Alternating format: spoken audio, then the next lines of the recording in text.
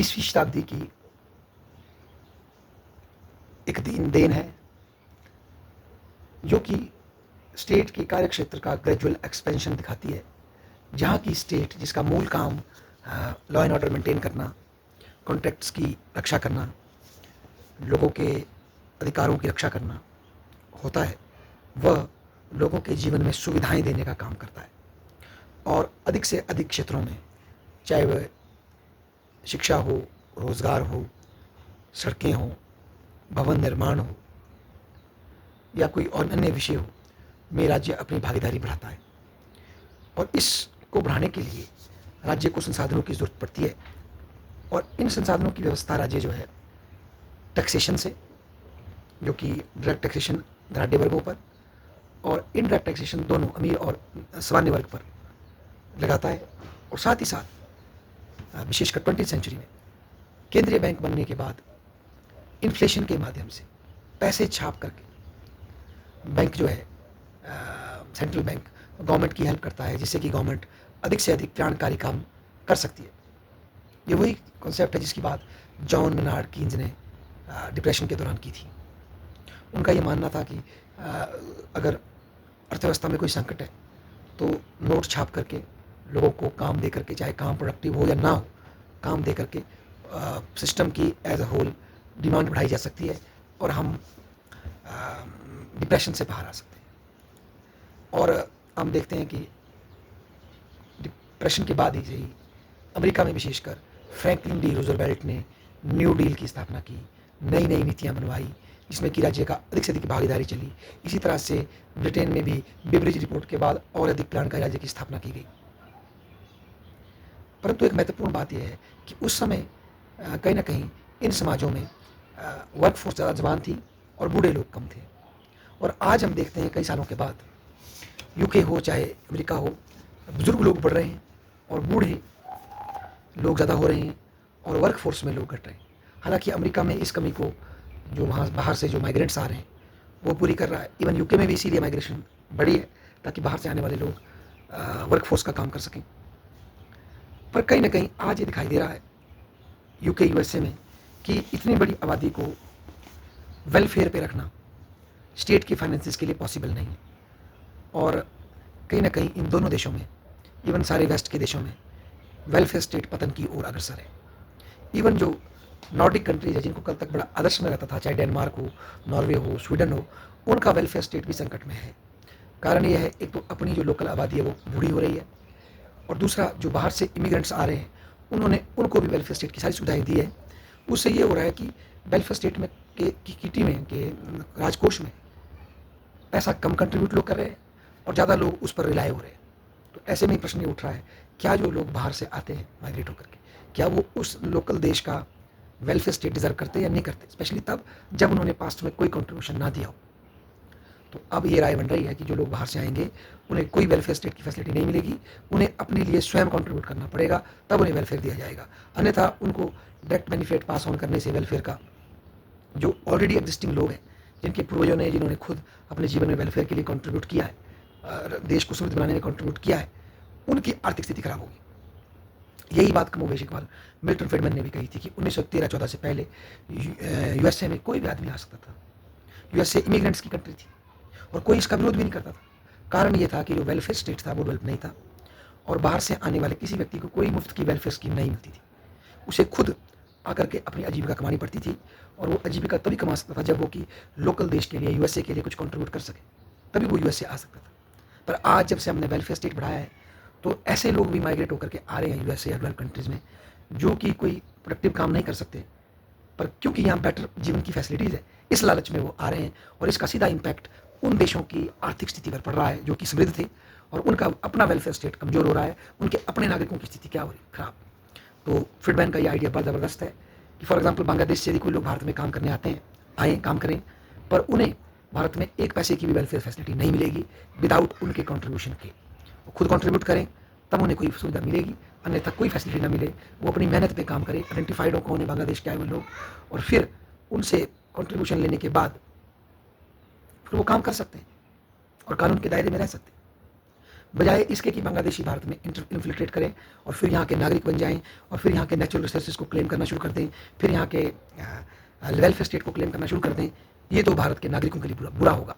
इसीलिए उनको ऐसे इलीगल इमिग्रेंट्स को आइडेंटिफाई करना और बाहर निकालना ज़रूरी होगा, या फिर उनको एक सेपरेट कानून बना करके ज़्यादा कंट्रीब्यूट करना पड़ेगा ताकि वो अपने जो इस देश में आकर वो आए हैं इसकी वो कॉस्ट दे सकें और कुछ भी सुविधा उन्हें मुफ्त में भारत से ना मिले, ताकि भारत की जो सुविधा है, उसके संसाधनों की सुविधा है, वो भारत के लोकल लोगों को मिले जिन्होंने भारत को महान बनाने में पहले योगदान दिया है। ऐसा वो कहते हैं। यदि ऐसा होगा तो इलीगल इमिग्रेंट्स का जो इशू है वो उतना वॉलेटाइल नहीं होगा और वो वर्क भी कर सकेंगे, कमा भी सकेंगे, अपनी गरीबी भी दूर कर सकेंगे और साथ ही साथ जो लोकल कम्युनिटी है, जो लोकल देश है, उसको भी नुकसान नहीं, ऐसा फ्रीडमान कहते हैं। और मोर ओवर वेस्ट में जो ये वेलफेयर स्टेट है, ये एक तो क्रिश्चियन आइडियोलॉजी है पर आधारित है कि स्टेट सबका केयर करे, क्योंकि स्टेट का रिलीजन क्रिश्चियनिटी होगा और स्टेट सबको पालेगा लाइक गॉड। तो उसके टैक्सेशन लगेंगे और गरीब की हेल्प करो, ये क्रिश्चियनिटी का एक नॉर्म रहा है। तो इसके लिए जो रिच और समृद्ध लोग हैं उनसे लिया जाएगा ताकि जो कमज़ोर लोग हैं उनका भला हो। नुकसान इसमें ये होगा कि जो कमज़ोर हैं उन्हें कमज़ोर बने रहने की सोच बढ़ सकती है, वो हैबिचुअल हो सकते हैं स्टेट नीड पे। सबसे बड़ी बात आदमी की जो सेल्फ डिग्निटी है कि मैं अपने बूते पे खुद मेहनत करूँगा, उसकी कमी हो सकती है और उसके अंदर एक पैरासाइटिकल सोच पैदा हो सकती है कि मैं इसी सुविधा को लेता रहूँगा। जैसा कि आए दिन हम देख रहे हैं विदेशों में कि वेलफेयर स्कीम की वजह से जो फैमिलीज़ हैं उनमें लोग अनएम्प्लॉयड रहते हैं, क्योंकि यदि वो जॉब करें सैलरी उसमें उतनी अच्छी ना मिले, पर अगर वो सरकार के सामने अनएम्प्लॉयड हैं तो सरकार उन्हें ज़्यादा अच्छी फंडिंग देती है ताकि उनके बच्चे और फैमिली जी सकें। तो ऐसे में बहुत से युवा काम करने के बजाय वेलफेयर पर रहना पसंद करते हैं, क्योंकि वेलफेयर में सस्ती और चीपर फैसिलिटी गवर्नमेंट प्रोवाइड करती है। तो इसकी वजह से जानबूझ के लोग जो है वर्कफोर्स से बाहर रहते हैं, क्योंकि उन्हें सुविधा दी गई है। कुछ भारत में इसको अगर देखें, जैसे कि कई लोग कहते थे, शुरू में मुझे समझ नहीं आया कि डिपू का राशन देने से हिमाचल में या कई और जगह लोकल खेती खत्म हो गई, लोगों ने मजदूरी करनी कम कर दी। कारण यह है कि जब डिपू में राशन मिल रहा है तो हम अपने खेत और खलिहानों में क्यों जान मारें, हम क्यों ना डिपू से राशन ले लें और कुछ और टेम्प्रेरी काम कर लेते हैं।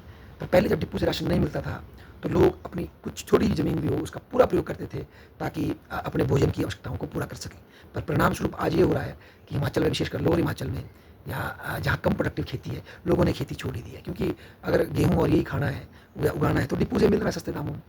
तो इसका डबल असर है, एक तो डिपू का वजन सरकार पर बढ़ रहा है, सरकार घाटे में है उसकी वजह से, और दूसरा लोग जो काम कर सकते थे, जो प्रोडक्टिव लेबर कर सकते थे, उन्होंने वो बंद कर दी क्योंकि उन्हें सस्ते राशन की फैसिलिटी मिल चुकी है। और इसलिए अब गाँव में कोई एंटरप्रेन्योर बनता है तो उसको लेबर भी नहीं मिल रही, क्योंकि जो निर्धन व्यक्ति है उसको अब डिपू से राशन मिल जाता है, बेसिक ज़रूरत का थोड़ा बहुत वो एक्स्ट्रा कमा लेता है, तो उसे किसी के खेत में जाकर या किसी बंदे के साथ मजदूरी करने की ज़बरदस्ती ज़रूरत नहीं है। तो लोग रिलेटिवली काम हो जाते हैं और उतना हार्डवर्क नहीं करते जो उन्होंने पहले करना था। दूसरा, इससे उनके अंदर जो नई स्किल सीखने की जो चाहत है वो भी खत्म हो जाती है, क्योंकि नई स्किल तब आप सीखेंगे जब आप अपनी इनकम में बढ़ोतरी करना चाहेंगे। तो यदि आपको एक मिनिमम सस्टेनेबल लेवल मिल रहा है तो आप क्यों उससे ऊपर आना चाहेंगे, विशेषकर यदि आपके अंदर एक सेंस ऑफ लेथार्जी और सेटिस्फैक्शन आ जाए, जो कि ह्यूमन नेचर का पार्ट है।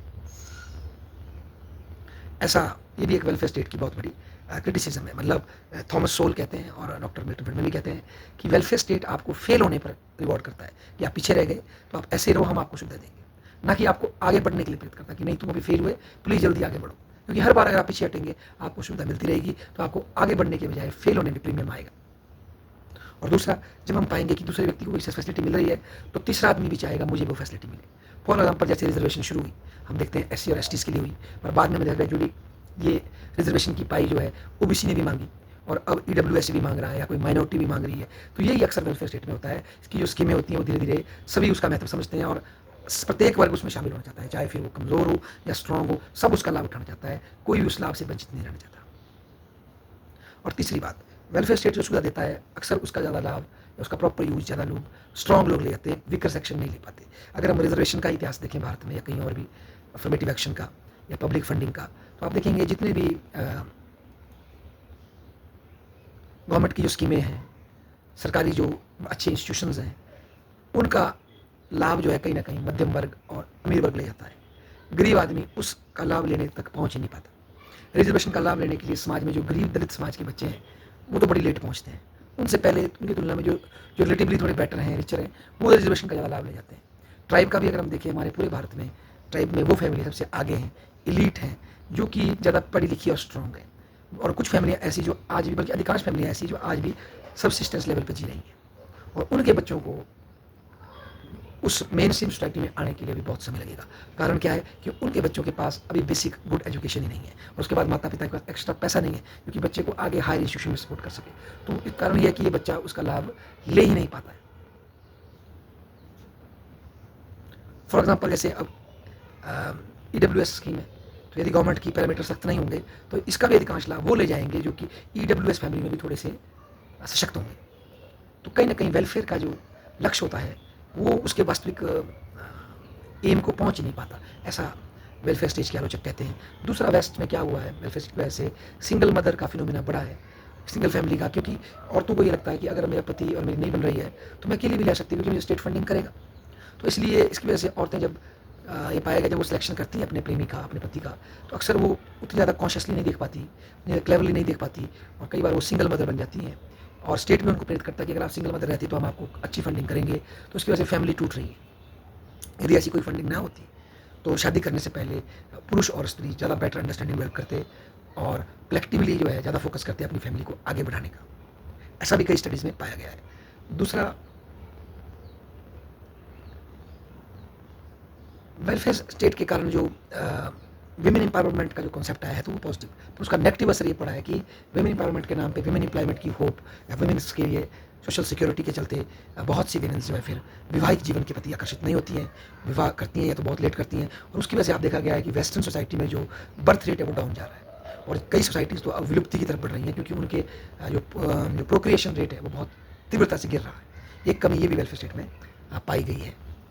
और साथ ही साथ वेलफेयर स्टेट में जनता का कल्याण करने की जिम्मेदारी जिन कर्मचारी और अधिकारियों को दी जाती है वो अपने जेब से खर्चा तो करते नहीं, सरकार का पैसा होता है, क्योंकि सरकार पब्लिक से लेती है या नोट छाप करके पब्लिक से इनडायरेक्टली लेती है। तो जब खर्चा करने अधिकारी कर्मचारी जाते हैं तो वो जो सरकार ने गाइडलाइन फिक्स की होती है, जो सरकार उनसे अलग है, उसके आदेशों की पालना करना चाहते हैं, तो और वो जो कार्य है वो थर्ड पर्सन जनता के लिए करते हैं, तो इसमें बहुत बड़ा गैप आ जाता है और अक्सर इसका बहुत ज़्यादा दुरुपयोग होता है। और ऐसा पाया गया है सरकार जब किसी कार्य को करना शुरू करती है, कल्याण के कार्य को, तो ग्रेजुअली जितना वो खर्चा करती है वो अमाउंट बढ़ता जाता है और क्वालिटी ऑफ जो उसका सर्विस है वो पुअर हो जाती है।